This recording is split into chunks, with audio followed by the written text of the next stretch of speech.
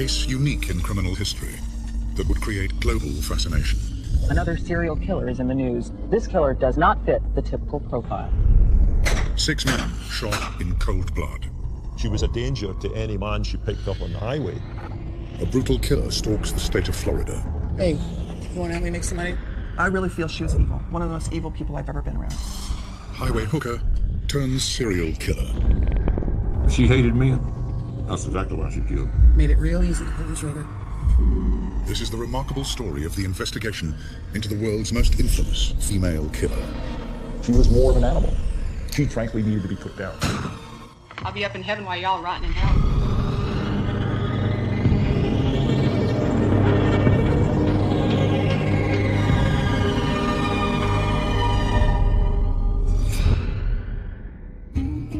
Daytona, Florida's most famous beach and a magnet for holidaymakers and America's retired.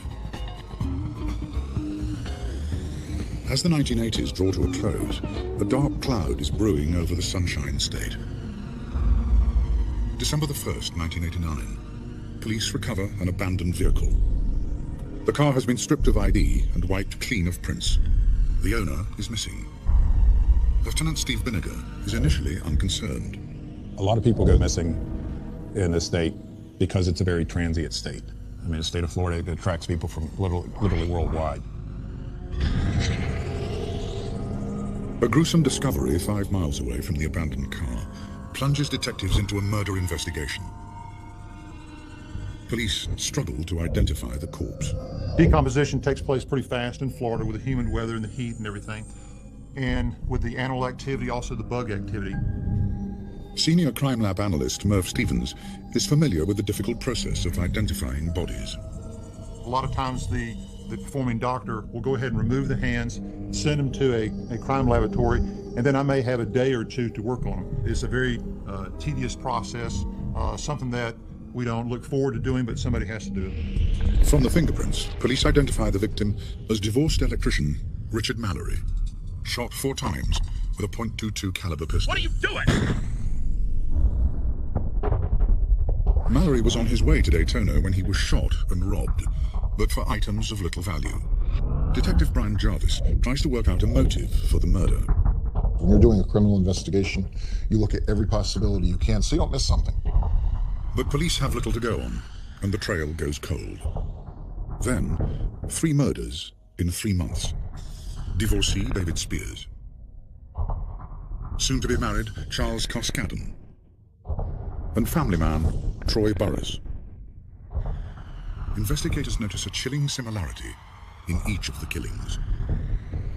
Each of these cases involved somebody being killed with a .22 caliber, which is typically more of a woman's gun.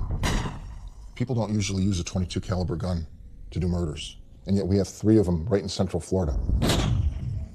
It's not a powerful weapon and is usually used for self-defense. The same small caliber gun was used to kill Richard Mallory, and there is a similar pattern to all 4 murders. They were in a vehicle. They were white. They were male, my age or even just a little bit younger.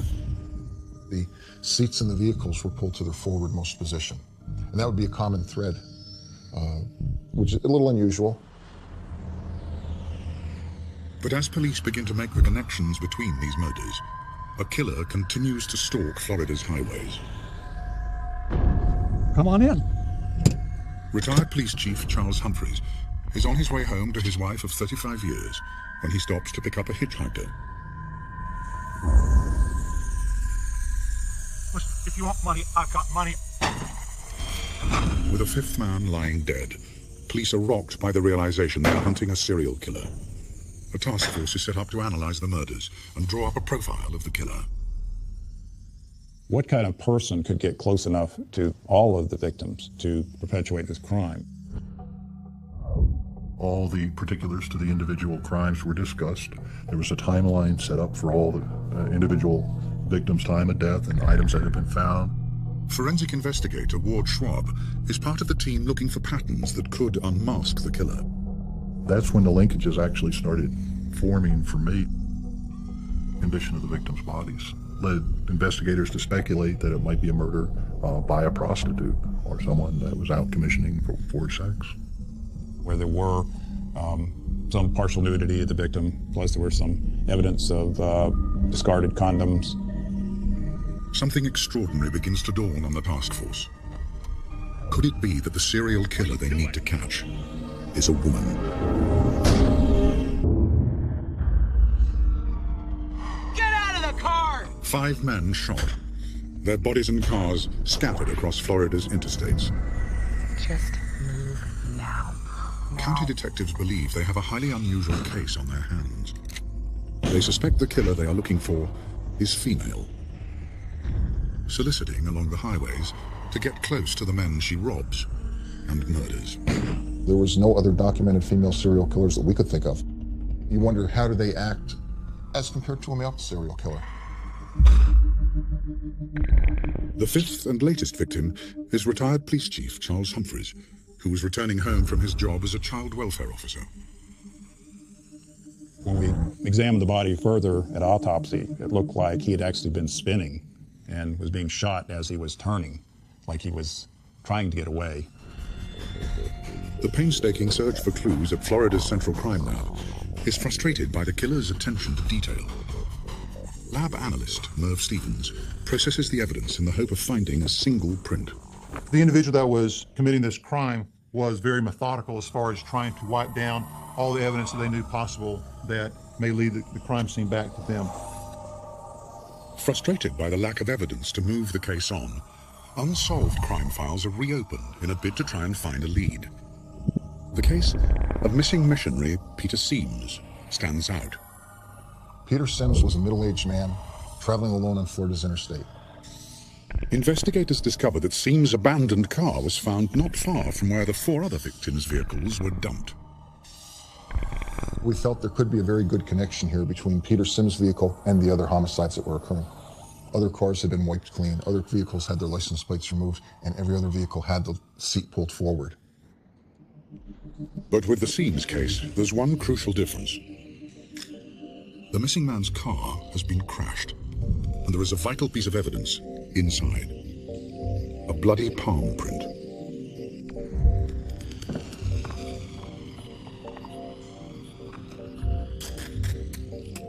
The palm print being made in blood makes it a very fragile type of print.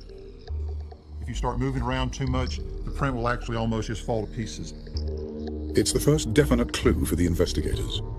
I theorized that she had touched her forehead and noticed that she had some blood, and grabbing the armrest to release the door handle is where the palm print was found, and unless you take the armrest off, you wouldn't see the palm print. Finding the killer's print is a major break. Merv Stevens works on the critical job of analysis. But the Sims case has provided another vital lead. The police have an eyewitness account from a local resident who was close to Sims' car on the day it was crashed and then dumped. There were a couple people outside of her house using her hose. She noticed they had blood on them, and they were rinsing the blood off.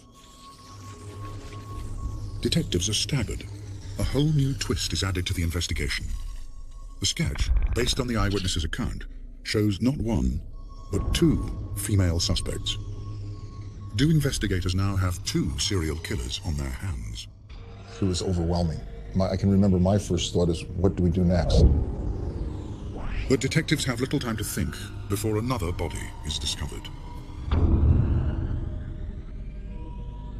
Normally with a body dump, you have some other evidence there. In this particular case, there was none. It appeared to me that someone had gone to great lengths to try and hide the identity of the decedent. The 7th victim is identified as trucker and reserve police officer Walter Antonio. What forensics notice at the crime scene is vital. We could see indentations on his hands where he had rings that had been removed. We saw an indentation on his wrist where a wristwatch had been removed, but none of those were in the immediate area. If detectives could locate these missing possessions, they could lead directly to the killer. Police begin an extensive search of Florida's pawn shops in the hope of finding evidence. $30. Sign here. But they know time is not on their side. We realized that the frequency of the homicides was increasing, and we knew we had to act quickly because we didn't want to have anybody else killed. The police go public with the sketches of the suspects. It's a subject that seems to horrify and fascinate us at the same time. Another serial killer is in the news. This killer does not fit the typical profile. It was a tough decision because once you release that, you don't know how the public's going to react, if they're going to panic, if they're going to help, what's going to happen, and you really have to be prepared for it. And at this point, we were prepared to release them. Within hours of the report, hundreds of tips come flooding in. There was a sketch of a lady that looked very much like the lady I picked up the night before. It said that they suspected there might be a woman going around as a serial killer, and it said, if you had an encounter with anybody that resembles this person, contact the police. So I told my wife, I said, I should probably give the police a call, and I did. Ted Teschner is one of many who respond to the appeal for information. I was heading north on the road and pulled over because I thought at the time that, a lady getting picked up by some guy might get hurt. I thought I was doing a nice thing by picking her up, and I said, well, you're welcome to take a ride in there. She got into the car. She had a bag that she was fidgeting with in her hands. She asked me, do you think I'm a prostitute? I thought, that's a strange question. I said, no, I just thought you were a lady that was in need of a ride. I wasn't picking her up to get those services, so, she didn't want to stay with me long. The investigators can now begin to build a profile of the suspects. The leads coming in were pretty good. You don't always get that lucky. They point to two women who stay in the Daytona area, who match the description of the eyewitness sketch. Part of the leads indicated that they had stayed at the Fairview Motel under the name of Cammie Marsh Green and room number 8. We had the Volusia County Sheriff's Office check their porn records to see if there had been anything pawned in any of these names. And what they found was that Cammie Green had actually pawned a couple of items. We got the pawn tickets from them, and one of those pawn tickets included the items that had been taken from Richard Mallory, a radar detector and a 35mm camera. So what's up? Police quickly realize that Cammie Marsh Green is a false name, but the pawn shop has provided detectives with a vital piece of evidence. All right. At that time, you were required to put a fingerprint on the pawn ticket. Well, fingerprints don't lie. Thumbprint here.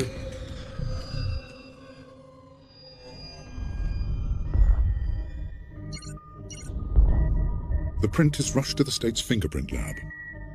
Director Jenny Ahern runs it through the automated identification system. I ran the print numerous times to no avail.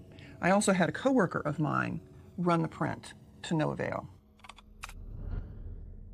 The automated system does not contain every print that the state holds. Ahern prepares to search through the database manually. It's an awesome undertaking. We really knew we were looking for the needle in a haystack. The killer is still at large. It looks as though it'll take Ahern and her colleagues weeks to search through hundreds of thousands of records.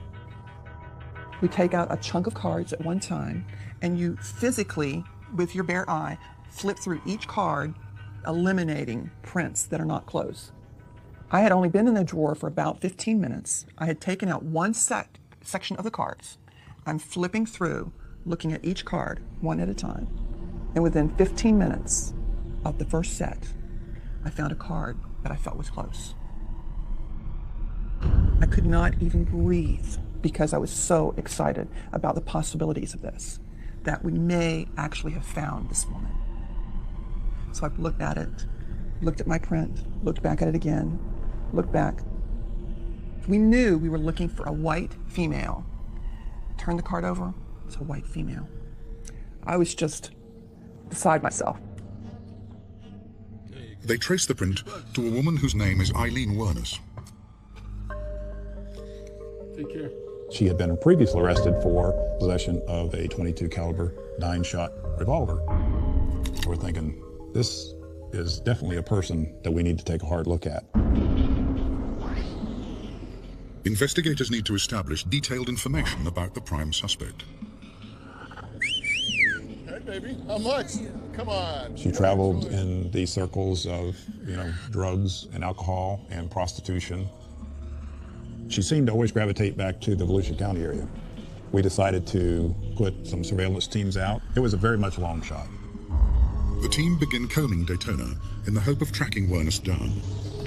Mike Joyner is one of the undercover officers trawling the bars, while his colleague, Tom Tittle, is part of the backup squad. We were essentially divided up into shifts. Myself and a few others were on the midnight shift, so sleep during the day, and at nighttime we would go around the city trying to fill in like into the bars, into the low-life areas. Joyner poses as an out-of-town drugs dealer from Georgia, looking for a good time. We'd go to a bar and get out and go in and belly up to the bar and kind of drink a beer. The trail for Wernus leads them to a notorious biker bar, the last resort. It was pretty unique. The ceiling was made up of bras and women underwear, where they had evidently taken them off and put in the ceiling, stuck them up in the ceiling with pins and stuff. Owner Al Boeing confirms that Eileen is a regular at the bar, usually drinking with her lesbian girlfriend, Tyria, who she'd been seeing for nearly a year. She used to come in with a girlfriend, Ty. They'd come in for a few beers, hang out for a little while, and take a leave, and the next day they'd come back in, then they'd be gone for a few days, and just like anybody else. But days go by, and neither woman shows up. Detectives discover that Tyria and Eileen have separated, leaving Wernus broken-hearted. They fear she may have left town. Finally, one night, I got lucky, and I walked in the bar, and there she was. The investigators had put together as a sketch what she looked like, and there was no doubt the lady I was looking at in that bar right then was Eileen Wernus. No, I'm not interested. Yeah. She made it quite clear that she was a lesbian, and she was a streetwalker, and that's how she made her money. Have detectives finally cornered the killer? State Prosecutor Dave DeMoore knows the stakes are high. If she were to lose surveillance and go out and kill somebody, can you imagine trying to explain that to a group of journalists? Why, knowing that you have the chief suspect, that you were able to lose her and she committed another murder? Want a drink? Damn right. Can Joyner lure the streetwise Wernus into his trap? He needs to secure evidence so police can charge her with murder. If he fails, Wernus walks free and more men could die.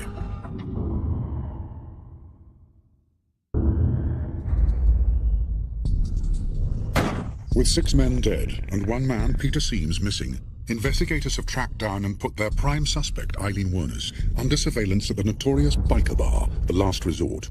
The stakes couldn't be higher. My thinking was if we found her, we know where she's at, let's not lose her. I don't want to be her next victim. Want a drink? Damn right. 2, please. Undercover officer Mike Joyner needs hard evidence, fast, so the state can charge Wernus with murder. How's it going? It's going. If the operation fails, more men could die. She wants cigarettes, I'll buy her cigarettes. She didn't have any money. You want a cigarette? Yeah. As Joyner strikes up a rapport with Wernus, his support team wait anxiously nearby. My group was set up directly across the street from the bar. There was others down the street. And so we had our wire where we could listen to all the conversation that was going on because Mike had the wire on his body. What are you hanging around for? You gonna screw or what? We conferred with the undercover officers too, because they would come and go out of the bar. These 2 guys were excellent undercovers, and I have a great amount of respect for them personally and people who can do that kind of work. As the investigation closes in on Wernus, the team listening in agonize over what to do next. My difficulty was that my job would be to get a conviction based upon evidence that I didn't have yet. Effectively, what we had was a lot of circumstances. We could put her in a lot of places, but we couldn't put a gun in her hand. Is that the key to your hotel room over there? Is that where we're going? No. What police want to find is the murder weapon. If Wernus has a .22 caliber gun in her possession, it'll be crucial evidence. I honestly believed that she had a gun in that bag.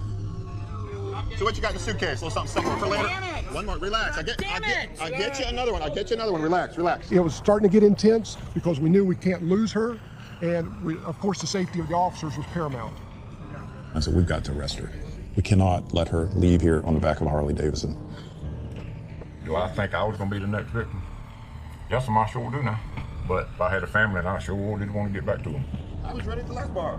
The plan is for Joyner to lure Wernus outside, so armed officers can arrest them both, making sure that Joyner's role as an undercover officer is not revealed. I said, I'm going to go get a motel room. I'm going to bring you the key. You need to go take you a bath, 'cause you stink. You okay? Just stay here, all right? I said, you stink and I stink. We ain't bathed in 2 or 3 days. I guarantee you now. Some of us need some water and soap. Hey, look what I got. Look what I got. Get your bag. Let's go. Come on. Come on. Come on. I got my beer. Don't get lost. Don't get lost on me here, girl. Stop! Stop! Police! What's this about? Hands behind your head. What's this all about? I didn't do anything! I didn't do anything! Dad's put us in the back seat of the patrol car together. I really jumped on her pretty hard at that point. What the hell did you do? Why were you in here? I don't know. I think they think I killed somebody. Finally, when it was over, it was like a big calm after a hurricane. Detectives hoped to find the murder weapon in Wernis's suitcase. But there's no gun inside. Now, once you take somebody into custody, there's certain time limits that you can hold them in custody, depending on, the type of case. So, the clock was ticking against us. Police can only charge Wernis with an outstanding firearms offense from the late 80s. There is real concern that without sufficient proof to charge her with murder, Wernis could soon be back on the streets. I think I made it very clear to the investigators that they had jumped the gun, in my opinion, that I was very unhappy with their decision, that I didn't have a case that I could prosecute successfully based upon the evidence as I saw it at that point. To make a murder case, detectives have to link Wernis to the crime scenes. Lab analyst Merv Stevens can finally compare the bloody palm print he found in missing man Peter Seam's car with an arrest print taken from Wernis. Once I have my photograph of the area, I try to look for identifiers. In this case, this flexion crease that is appearing in the latent left and also in the inked palm print. Then I try to look for the uniqueness, and you can go through and find points of identity in both photographs. And I made a decision that it was her palm print that was left in Peter Sims's vehicle. But the palm print does not help their case. Police have not found Seam's body. Without his corpse, there's no proof of murder. With time running out, detectives mount a search to track down Tyria Moore, the second female suspect from the witness sketch, and Wernis's ex-girlfriend. We didn't know with Tyria Moore how much she was involved at that point either, but we needed to locate her because we felt like that was going to be critical. Officers tracked Tyria down to her sister's home in Pennsylvania. I wanted to afford Miss Moore an opportunity not only to help me build my case, but to prove to me that she was not involved. And I felt the best way to do that was to put her in a position to assist us in our investigation and set up a surreptitious phone call between she and Aileen Wuornos where they could converse about what had happened. Police realized that Tyria could be the key to securing a confession from Wernis. The confession was critical to breaking the case. I mean, to actually making it from, well, this is probably the person that did it, to convicting this person. Tyria agrees to help. Police set a honey trap. I'm getting scared.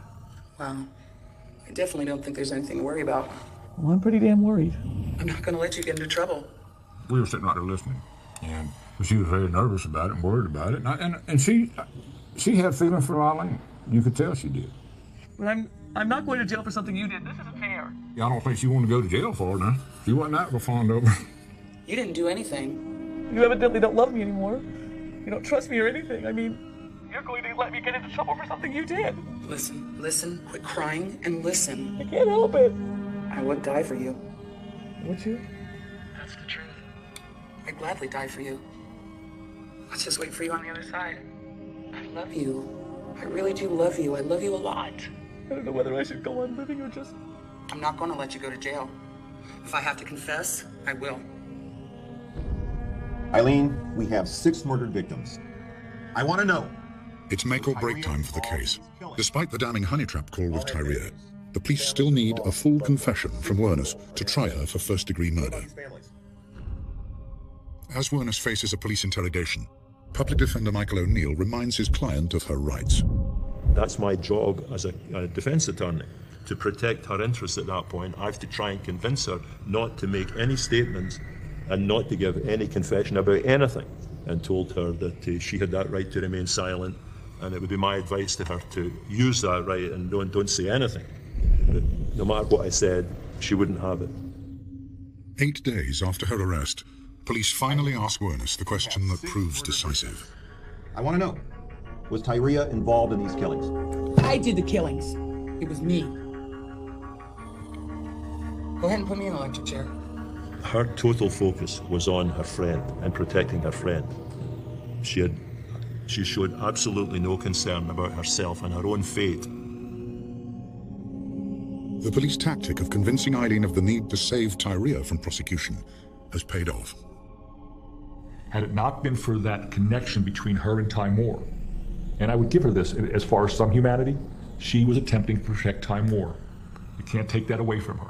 There is a link of humanity there. That's one of the only decent things that I saw her do. The more she talked, the more I realized that the consequences for her would likely be severe. Most of the time I was drunk as hell. It really didn't matter. I was a professional hooker. I give him a little shit, you know. Made it real easy to pull the trigger. Forensic psychologist Dr. Glenn Caddy is shocked by the picture that emerges of Werner's descent into a life of crime and prostitution. It was clear that this woman had an exceptionally, profoundly impaired history. I know that there was a substantial amount of child sexual abuse to which she was subjected. Abandoned by her mother and paedophile father, Wernus was brought up by her grandparents. As an escape from the savage beatings from her grandfather, Laurie Wernus, the young Eileen quickly learned to blank out her emotions and use any means by which to gain acceptance. By age 7 or 8, she was hypersexual. I believe the records indicate that she was called a cigarette pig. And the issues were that she would swap sex by age 8 or 9 for, whether it be oral sex on a man or intercourse, for cigarettes and for money. The whole rearing experience and how she functioned was consistent with really high trauma events in childhood. At some point in time, I think Aileen had basically said, I've had enough. I'm tired of being taken from. I'm going to take. What more could she take than these men's lives? Having secured the vital confession, the next priority for detectives is to find evidence to make the prosecution case watertight. Is there any property that you might have collected from these victims that you stashed somewhere? I just flung them out the window as I was driving. Detectives track down a lockup rented under Wernus' alias, Cammy Marsh Green.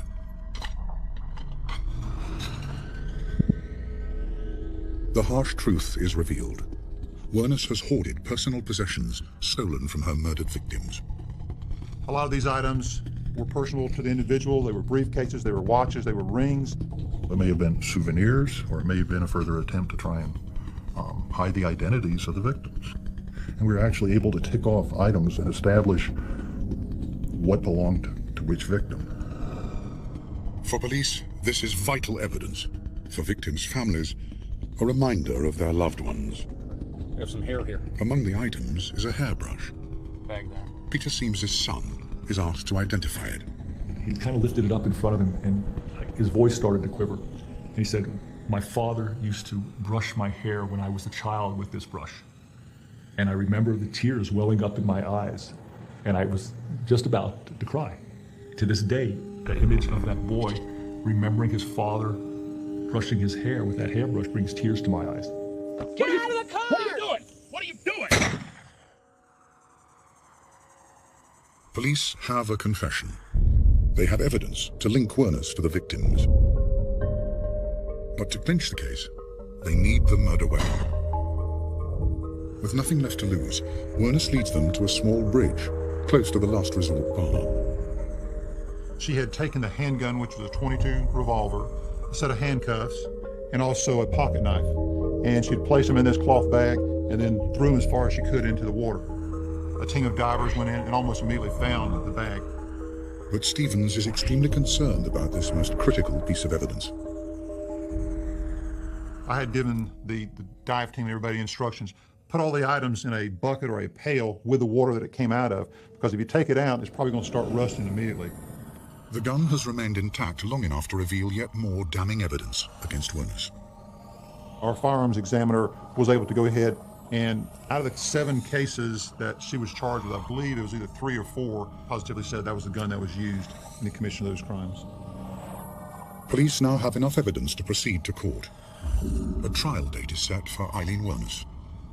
The public is shocked as news of her alleged crimes hit the airwaves. Authorities call her the first true female serial killer. But now there is a new twist. Wuornos claims the murders were committed in self-defense. The world's media must await the trial of Eileen Wuornos. Will she become the first convicted female serial killer in Florida's history?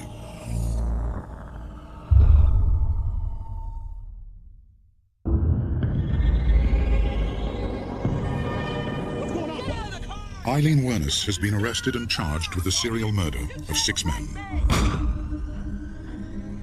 Made it real easy to pull the trigger. In a plea bargain, she admits to 6 murders, hoping to swap her confession for a life sentence rather than death row. I did the killings. It was me. But Wuornos' plea bargain is rejected. She will be tried for her life. Rape me or kill me. The main thing about Eileen Wuornos was she was a female serial murderer, and that's why the state would be out to get the death penalty on her. First up is the murder of Richard Mallory, Eileen's first victim. Wuornos pleads self-defense. You shot him immediately. Didn't give him a chance to say anything, did you? Am I supposed to stop the clock and say, rationalize with this guy who wanted to kill me? She described herself as having her neck tied to the steering wheel by a steel cord and having it cut and bleeding. He was going to kill me. He was going to beat the living daylights out of me, choke me to death. There was no blood in the vehicle when it was found by us, no trace evidence to suggest that she had been tied to the steering wheel. Wuornos' testimony does not convince. Ex-girlfriend Tyria, who is not facing any charges, has become a state witness against her.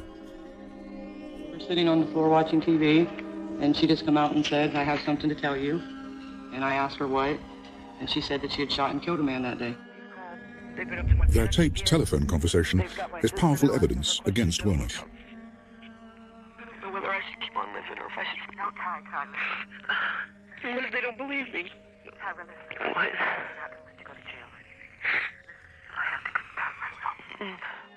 She is found guilty, and the judge imposes the ultimate sentence.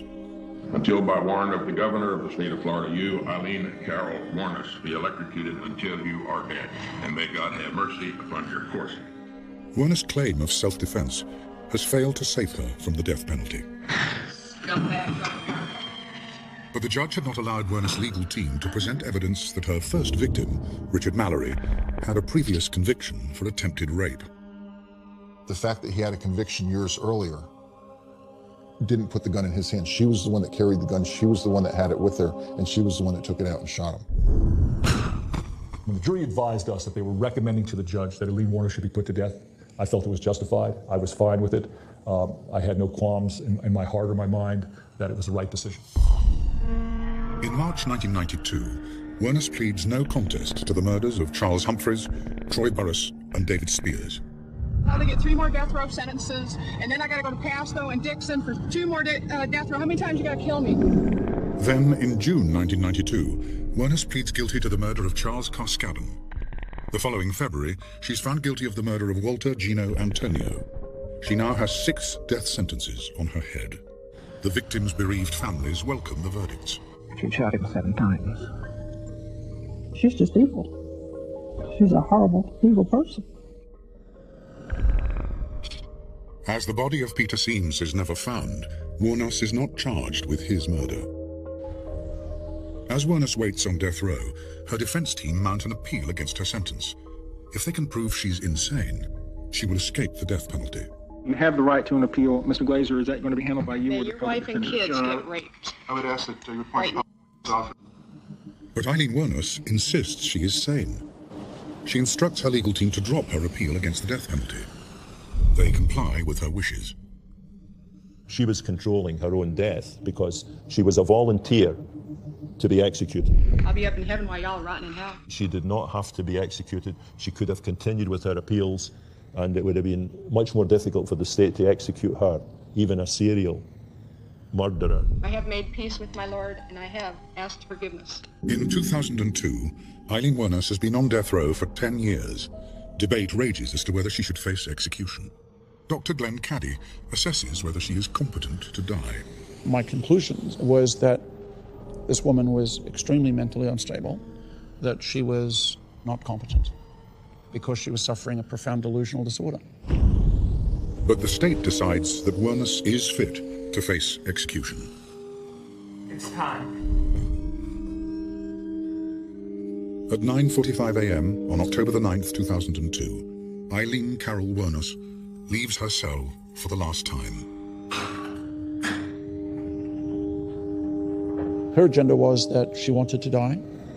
She had expectations that she was going to come back to Earth and that she was going to have a very powerful role to play when she came back. With the exception of killing these people, her background was one of tremendous powerlessness and ineffectiveness and loss. And so, in essence, this whole delusion was the presumption of having a new life. And so she couldn't wait to get there. Wernus receives a lethal injection.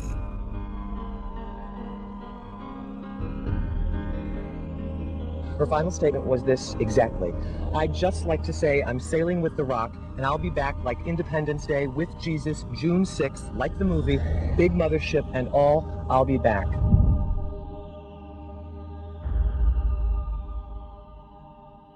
A year after her death, Hollywood releases a movie based on Wernus's life. Some of those involved in the case feel differently about the fictional portrayal of a woman they met in real life. I know that Hollywood has tried to portray her as an empathetic, sympathetic person driven to this. That was not Eileen Wuornos. That was not her life. Give me that damn gun. I don't believe Eileen Wuornos should have been executed. I felt that she was a hideously tragic figure. Her mental state was one of progressive deterioration from probably age 4 onwards. The unusual case on their hands. They suspect the killer they are looking for is female, soliciting along the highways to get close to the men she robs and murders. There was no other documented female serial killers that we could think of. You wonder, how do they act as compared to a male serial killer? The fifth and latest victim is retired police chief Charles Humphreys, who was returning home from his job as a child welfare officer. When we examined the body further at autopsy, it looked like he had actually been spinning and was being shot as he was turning, like he was trying to get away. The painstaking search for clues at Florida's Central Crime Lab is frustrated by the killer's attention to detail. Lab analyst Merv Stevens processes the evidence in the hope of finding a single print. The individual that was committing this crime was very methodical as far as trying to wipe down all the evidence that they knew possible that may lead the crime scene back to them.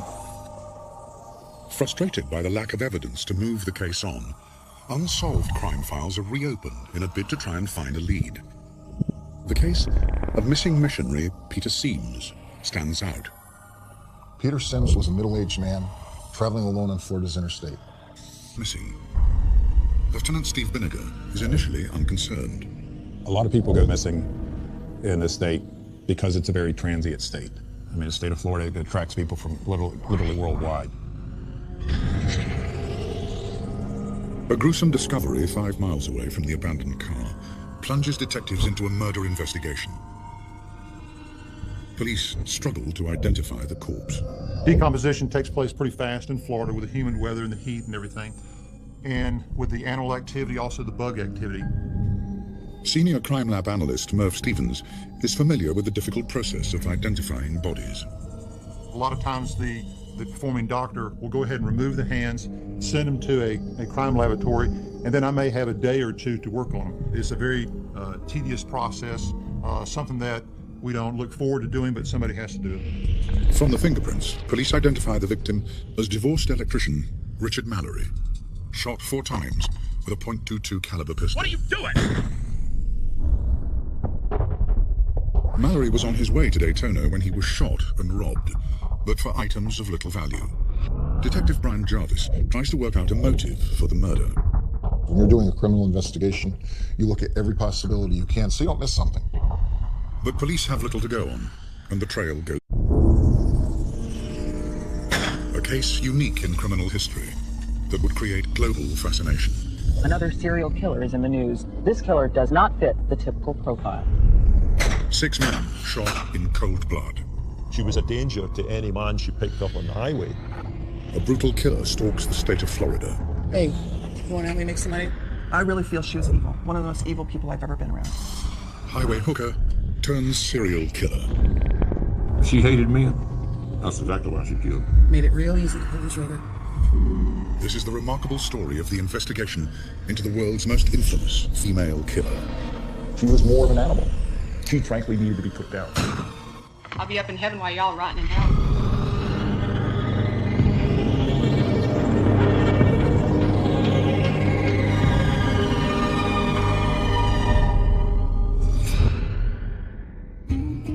Daytona, Florida's most famous beach and a magnet for holidaymakers and America's retired.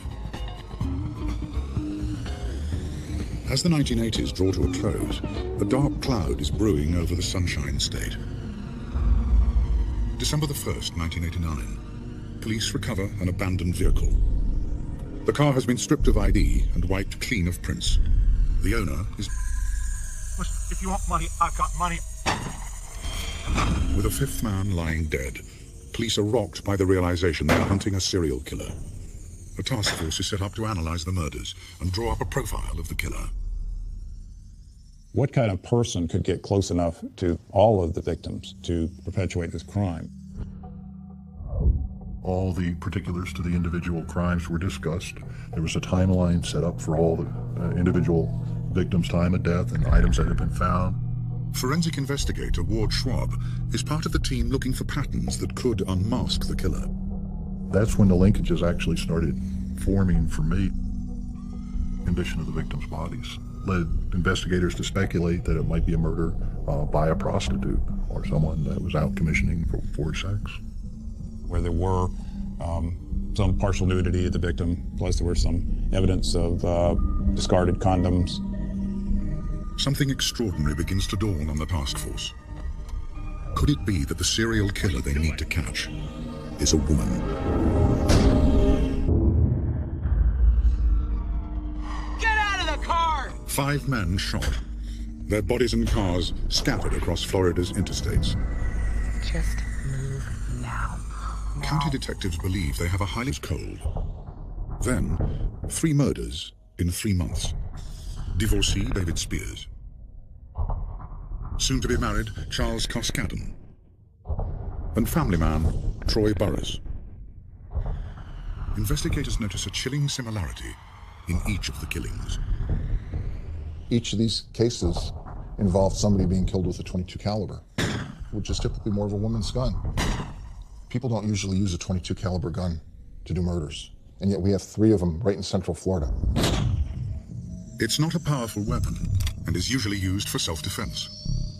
The same small caliber gun was used to kill Richard Mallory, and there is a similar pattern to all 4 murders. They were in a vehicle. They were white. They were male, my age or even just a little bit younger. The seats in the vehicles were pulled to their forwardmost position, and that would be a common thread, which is a little unusual. But as police begin to make the connections between these murders, a killer continues to stalk Florida's highways. Come on in. Retired Police Chief Charles Humphreys is on his way home to his wife of 35 years when he stops to pick up a hitchhiker.